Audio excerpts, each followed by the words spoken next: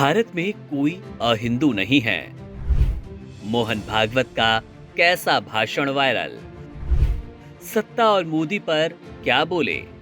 बेंगलुरु में आयोजित राष्ट्रीय स्वयंसेवक संघ आरएसएस की 2 दिवसीय व्याख्यान माला के पहले दिन संघ प्रमुख डॉक्टर मोहन भागवत ने संघ की 100 वर्ष की यात्रा नए क्षितिज विषय पर अपने विचार व्यक्त करते हुए कहा कि संघ का उद्देश्य सत्ता प्राप्त करना नहीं बल्कि समाज को संगठित कर भारत माता की महिमा को बढ़ाना है। उन्होंने कहा कि आरएसएस किसी राजनीतिक शक्ति के रूप में नहीं बल्कि राष्ट्र के गौरव और समाज की सेवा के लिए काम करता है।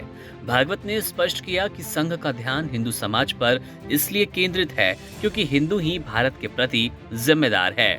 भागवत ने कहा कि भारत की मूल संस्कृति हिंदू संस्कृति है और इस भूमि पर वास्तव में कोई अहिंदू नहीं है। उनके अनुसार भारत में रहने वाले सभी लोग, चाहे वो मुसलमान हो या फिर ईसाई, एक ही पूर्वजों के वंशज है, उसी सांस्कृतिक परंपरा से जुड़े हैं। उन्होंने कहा हो सकता है कि कुछ लोग को ये ज्ञात ना हो, वो इसे भूल गए हों, लेकिन भारत की आत्मा और मूल भावना हिंदू संस्कृति से ही प्रेरित है।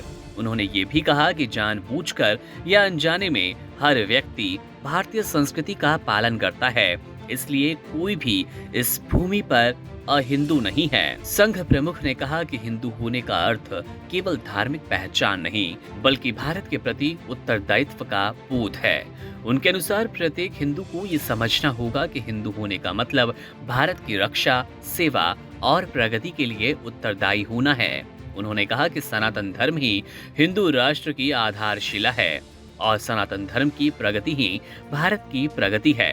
भारत की एकता और अखंडता उसी भावना से जुड़ी है जो सनातन संस्कृति से निकलती है। भागवत ने ये भी कहा कि भारत की राष्ट्रीयता किसी बाहरी शक्ति द्वारा निर्मित नहीं की गई बल्कि ये इस भूमि की प्राचीन परंपरा से उत्पन्न हुई। उन्होंने बताया कि जब संघ के रूप में एक संगठित शक्ति खड़ी होती है तो उसका लक्ष्य सत्ता नहीं बल्कि समाज की एकता और सेवा होती है।